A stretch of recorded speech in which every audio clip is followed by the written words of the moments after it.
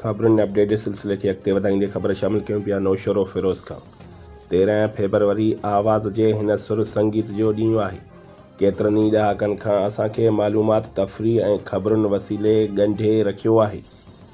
Social media ऐं digital दौर जी चमक धमक बावजूद बि रेडियो जी अहमियत पंहिंजी जाइ ते क़ाइमु ऐं दाइमु आहे। 13 फेबरवरी खे रेडियो जो आलमी ॾींहुं तौरु मल्हायो वेंदो आहे। हिन ॾींहं खे मल्हाइण जो मक़सदु दुनिया खे रेडियो जी अहमियत ऐं अफ़ादियत बाबति आगाह करणो आहे। वधीक तफ़सील मालूम करण लाइ असां राब्तो कयो आहे आवाज़ सिंध न्यूज़ जे रिपोर्टर बशीर हुसैनी विस्तड़ो सां। जी बशीर हुसैनी, छा तफ़सील आहिनि, आगाह कजो। वक़्तु नौशरो फिरोज़ में मौजूदु आहियूं।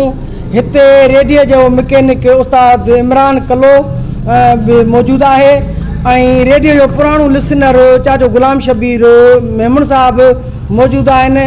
वधीक हिननि खां तफ़सील मालूम कयूं था त वधीक हिननि जो रेडियो जे बाबति छा चवणो आहे ऐं रेडियो जो तव्हांखे ॾिसींदा हलो त हीउ आलमी ॾियारो आहे, उन मुताबिक़ हिननि खां कुझु ॻाल्हियूं पुछूं था त हिननि जो वधीक छा चवणु आहे। रेडियो जो दौरु तमामु बहितरीनु हुयो। असां सिखियासीं बि रेडियो ते।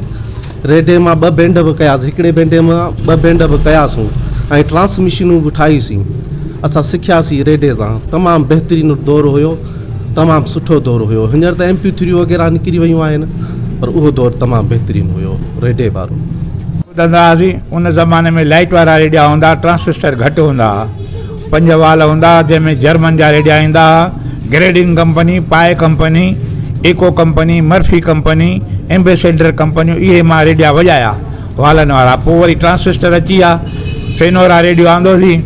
पोइ इहो आस्ते आस्ते 72 में कैसेट जो दौरु अची वियो, टेप रिकार्डर अची वियो। पोइ वरी असांजो शौक़ु हटी वियो, पर रेडियो हिन महिल ताईं ॿुधंदा था अचूं। सुबुह 6:30 बजे मां सिलोन थी ॿुधंदो आहियां, हींअर नेट ते ईंदी आहे, उते मां ॿुधंदो आहियां। अच्छा, तव्हांजा केतिरा दोस्त? तमामु घणा आहिनि। भाऊ मंज़ूर उमराणी आहे, साईं फारूक साहब विस्तड़ो आहे, साईं बशीर अहमद हुसैनी आहे, इहे बि ईंदा आहिनि। ॿिया बि ॿाहिरि जा दोस्त आहिनि, उहे ईंदा आहिनि। भाऊ अब्दुर्रहीम अब्बासी ईंदो आहे। इहे सभु शौक़ीन आहिनि जेके बाक़ाइदे रेडियो खे सुबुह जो थी ॿुधंदा आहियूं। अच्छा, रेडियो हिन वक़्तु राडियो हले थो, FM हले थो, AM हले थो, ऐं हींअर इंटरनेट ते उहे स्टेशनूं खणी विया आहिनि। इन जे करे जंहिं वक़्तु असां ॿुधंदा हुआसीं त खैरपुर बि कोन हो खुलियल, हैदराबाद जो ॿियो चैनल बि कोन हो, हिकिड़ो रुॻो पुराणो हलंदो हो। हींअर उहे बि हली ऐं बंदि थी विया आहिनि ऐं के नेट ते करे छॾिया अथनि। इहे क़ाबिल ॿुधंदा हुआसीं, इहे ॿुधंदा हुआसीं। BBC लंडन ॿुधंदा हुआसीं, लाहौर, इहे स्टेशनूं ॿुधंदा हुआसीं। ॾाढा गाना हलंदा सुठा। बाज़ गश्त हलंदो हैदराबाद ते।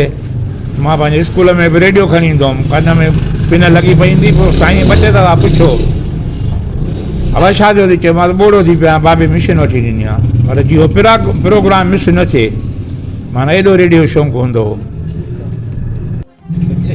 जी बिल्कुलु, रेडियो लिसनर ऐं रेडियो मैकेनिक जूं ॻाल्हियूं ॿुधियूं।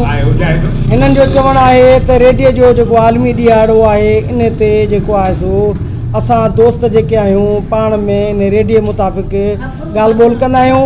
ऐं हिननि जो इहो बि चवणु आहे त असां वटि केतिरा ई शौक़ीन आहिनि जेके ज़िले भर में असां हिते रेडियो जे बारे में कचहरियूं कंदा आहियूं। ऐं अलाह जी महिरबानी हिते इहो आहे जो असांजा रेडिया जेके ख़राबु थियनि था, उते जेके मैकेनिक बि आहिनि ऐं उहे ठही बि अचनि था।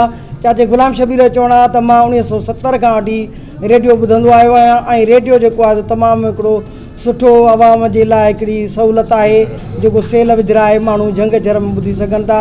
भले छो न हींअर मीडिया ऐं इंटरनेट जो दौरु थी आहे, पर जेके शौक़ीन आहिनि अॼु ताईं बि रेडियो ॿुधनि था। कैमरा टीम सां गॾु बशीर हुसैनी विस्तड़ो, आवाज़ सिंध।